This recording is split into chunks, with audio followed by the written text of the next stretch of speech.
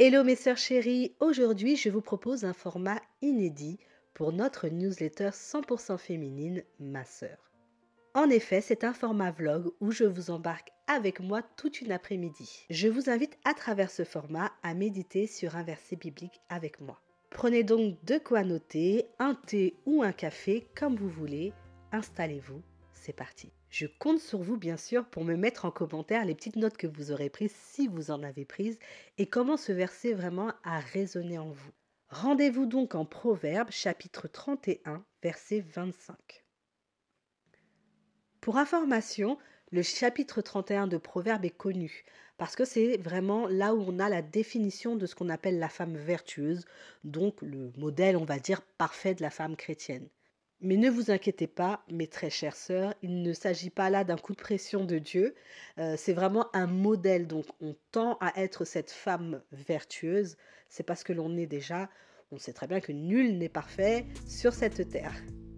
Je vous lis donc le verset. Elle est revêtue de force et de dignité, elle sourit à l'avenir. Je trouve cette phrase vraiment magnifique, ce verset plutôt magnifique. Et ça m'a un peu remué les tripes parce qu'on a toujours l'impression qu'on est arrivé à un stade, à un but, à un objectif dans sa vie. Et il y a cette phrase qui vient, ce verset, vous bousculer et vous interroger.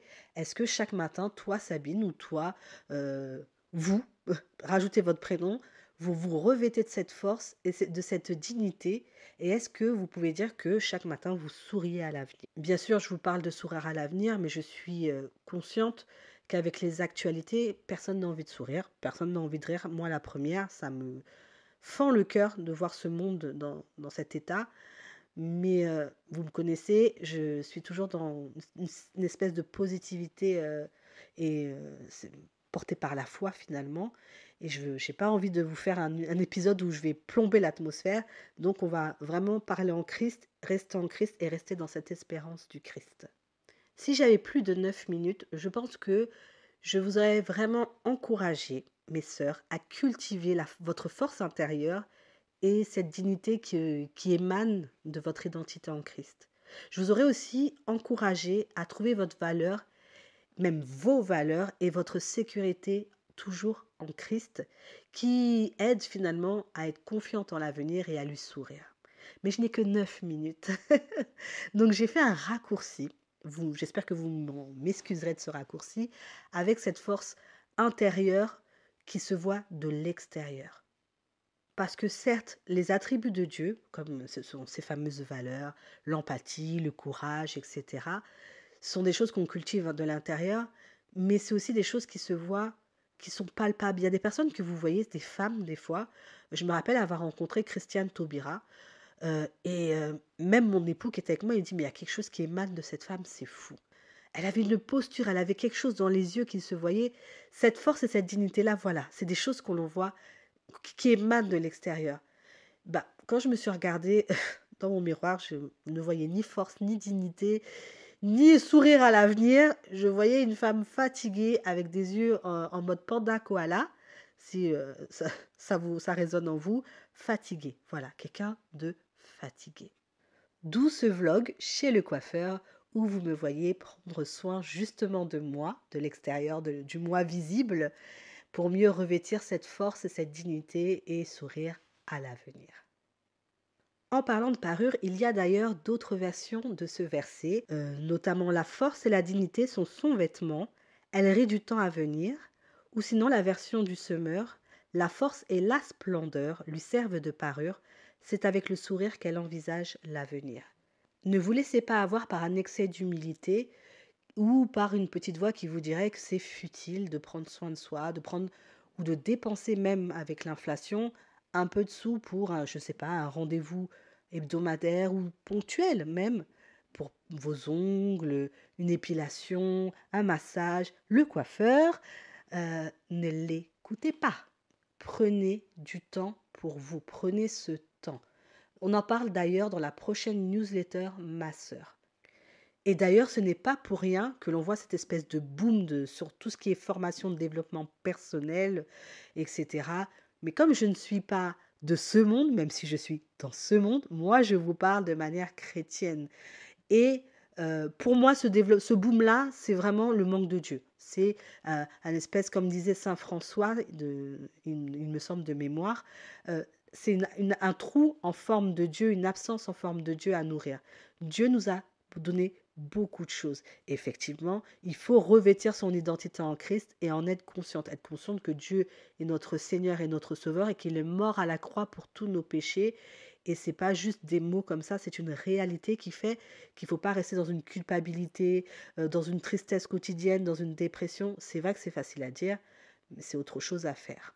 Bah finalement, vous voyez ce truc futile de prendre soin de l'extérieur, et justement, ça aide à nourrir ces attributs que Dieu nous a déjà donnés, et même cette espèce de roadmap qu'il nous a donné à travers Proverbe 31. Vous pouvez aller voir, c'est écrit ce qui est dit de cette femme parfaite qui a la mesure, la juste mesure dans la bouche qui en dit pas trop. Hein.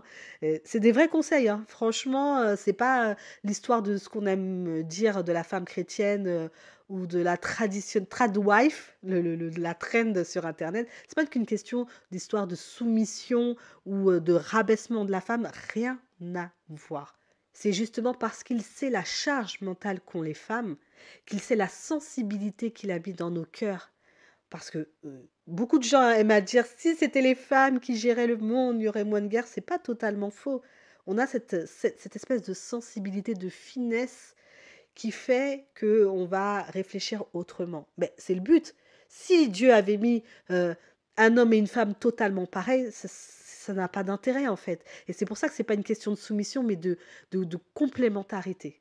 Et je crois tellement dans la complémentarité du couple que je me dis que cet épisode, j'aurais pu aussi le faire au masculin et dire aux hommes, voilà, ce n'est pas futile de prendre soin de soi, ce n'est pas quelque chose qui est donné uniquement aux femmes de prendre soin de soi. Vous aussi, vous devez prendre soin de vous. Et d'ailleurs, vous pouvez le dire à votre mari. Moi, je vais au coiffeur ou machin, tel rendez-vous chaque mois. Je peux te faire un gommage du visage. Je peux aussi prendre soin de toi. On en a besoin. Même si c'est même votre époux peut vous laver les cheveux, ça aussi c'est un temps à prendre et c'est quelque chose qui fait du bien et en plus ça peut faire du bien aussi à votre relation. C'est un moment d'intimité, surtout quand on a des enfants. Prendre un temps comme ça où vous êtes que vous deux, où il y a ces côtés toujours tactiles à travers le toucher du cheveu, ça peut être quelque chose de sympathique. Après, bien sûr, je ne vis pas sur ma planète. Je suis consciente qu'il y a l'inflation et j'en suis d'autant plus consciente que si vous regardez la vidéo en m'écoutant, vous voyez que vous voyez et vous verrez que je ne fais pas l'entièreté de la prestation. J'ai pris la totale question soin, mais je n'ai pas fait la prestation, on dira coiffure définitive. Elle m'a juste coiffée pour sortir en fait et je finis ma coiffure moi-même. Comme je vous l'ai dit dans ma vidéo de comeback, je n'ai pas l'entièreté de mon salaire. Pour ceux qui ne l'ont pas vu, je vais vous mettre un petit visuel et je mettrai le lien en dessous. Donc, je suis à mi-traitement. Et il était hors de question, en tant que sœur chrétienne, que je demande à une autre sœur chrétienne de me faire un prix. No way! Mais est-ce que ça m'a empêché de prendre ce temps pour moi? Non. J'ai fait avec ce que j'avais. Donc, faites avec ce que vous pouvez. Si c'est juste une pause de vernis, faites juste une pause de vernis. Voilà pour moi mes sœurs, c'est fini. J'espère que ce format inédit vous aura plu. Le mois prochain, vous retrouverez votre newsletter au format habituel. Et comme je vous l'ai déjà dit, ce sera le me time, prendre du temps pour soi, mais avec des conseils plus pratico-pratiques et quelques produits que j'utilise. À très vite. Oh, j'oubliais, n'oubliez pas de commenter et de me dire si vous avez pris du temps pour vous. À très vite.